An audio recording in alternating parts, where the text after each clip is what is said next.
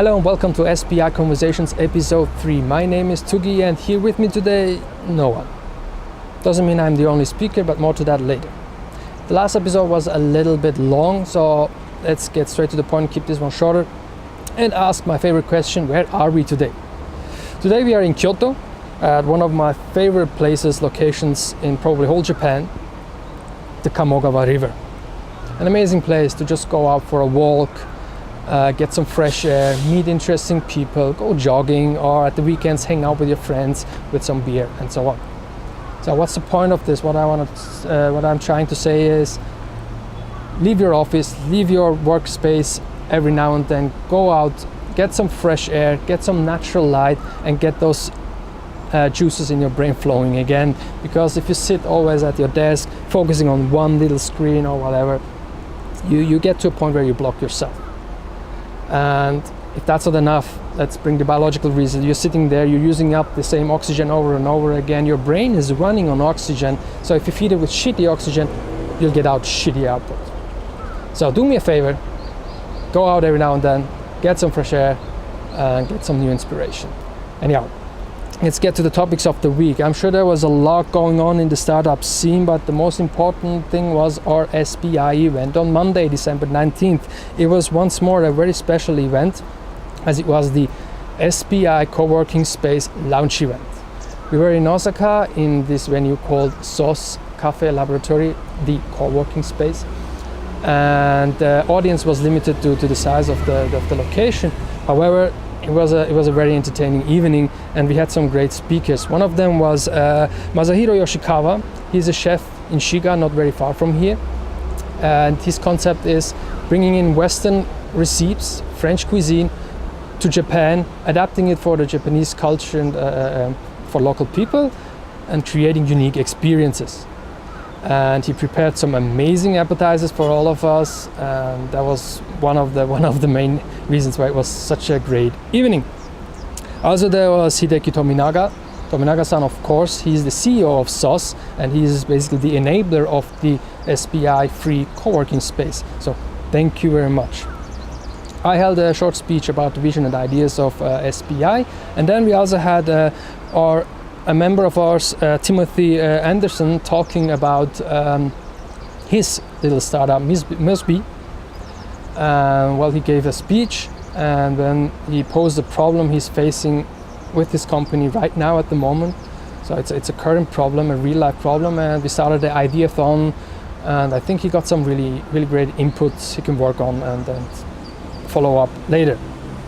Now, after the event, I guess it was in the same evening or the next day, anyhow, Timothy posted on Facebook an update that he said, like, wow, this was really a cool experience. It's the first time I did this in front of an audience, and my company is still new, and so on and so forth. And then I was reading it, and I was like, hey Tim, why don't you share it with me? Why don't you share it with the SPI, with the audience, right? Your experience, and tell them what was cool about it, what are your takeaways, and in general the experience, right? And that's what he did. He recorded a video, he sent it to me, and I'm gonna air it in a second. Before that, I'm gonna introduce Tim's startup, Musby. He sent me a really nice description here. All right. Musby is a trusted community marketplace for people to list, discover, and book unique language classes online or from a mobile phone or tablet. Whether a basic tutor class, a yoga class, or a pottery class, Musby ties people together to unique language experiences at any price point. And with world-class customer service and a growing community of users, Musby is the easiest way for people to monetize their knowledge and talent to an audience of millions. Hey, what's up everybody? My name is Timothy Anderson, and I'm the CEO and co-founder of the website Musby.com. Musby.com is an online marketplace for unique language lessons. So a couple days ago, I participated in a SPI event, a Startup People International event, where you can go network and various people presented, and I was lucky enough to be one of those presenters. So Musby.com is very early in our production and in the stage of our business, where we're very close to putting out a beta, but I've showed it to several individuals, but I've never actually pitched it in front of a group of people. So I was very nervous. So like I wrote everything I was gonna say. I read it out loud several times, practicing, trying to get it right. And leading up to the event, I was getting like more and more nervous. It was pretty nerve wracking. But when it finally came time, because of, let's see, I didn't have too much time to present, which in retrospect was pretty good. So it cut down my presentation to 2 minutes, kept it lean, and I had two goals that I wanted to accomplish with this presentation. Right, goal number one was to have a crystal clear presentation where everybody truly understood what I was trying to accomplish. And the second goal was to convey it with passion, because you hear it a lot these days that storytelling is very important. And I never really had any experience like speaking in front of a crowd or anything like that. And I wanted to, practice the storytelling, get better at telling my story with passion, with emotion, and get everybody excited about my product. So I got to do that at the event a couple days ago. And let's see, after the presentation, they allowed me to also present a problem that we were having. And everybody in the group, around 30 entrepreneurs, would split up into groups and for about 10 minutes would brainstorm a solution for my problem, which is amazing value. Like you have 30 entrepreneurs trying to solve your problems, which is amazing. So my problem was bootstrap marketing. So we're trying to stay lean. We're trying to hold off the financial investments from venture capitalists as long as possible, try to build up our equity. And so part of that is eventually we're going to have to market, right? And do that on minimal funds. And so hence the name bootstrap marketing. So I got a bunch of great ideas. For example, some people mentioned making funny videos. It's hard to make a great video when you're not like a producer or a filmmaker or anything like that. So comedy could be one route if you're, witty or something along those lines. Using our friends network to find a influencer.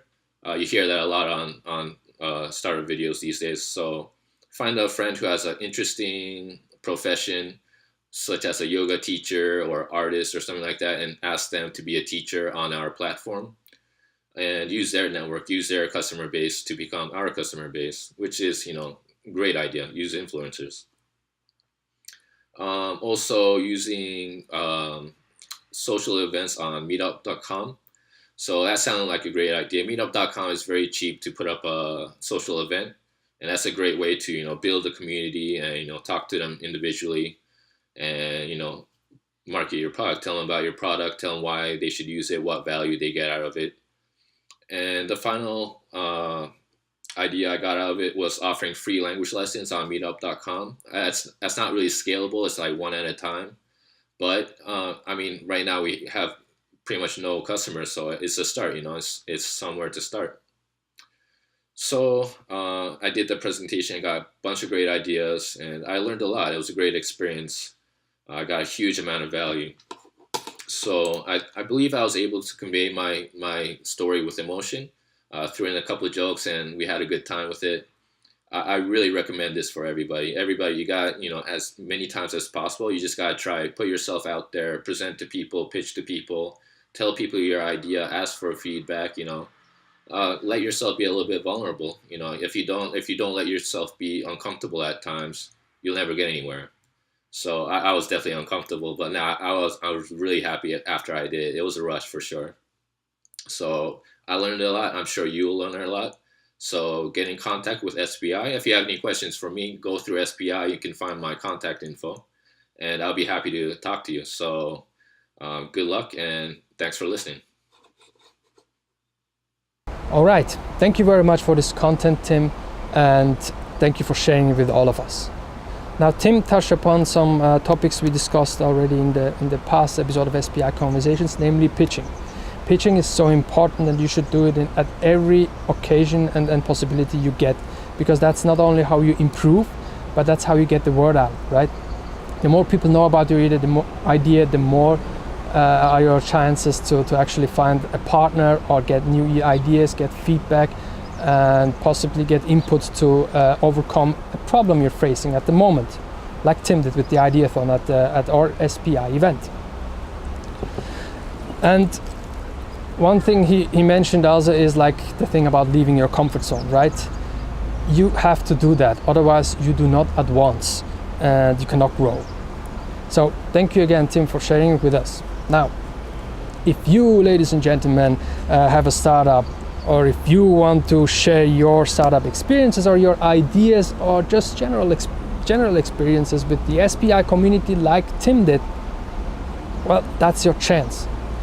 Take your phone, it can be a webcam, can be a professional cam, or your phone, and record yourself. Talk about it. It doesn't have to look professional, and there are no expectations really.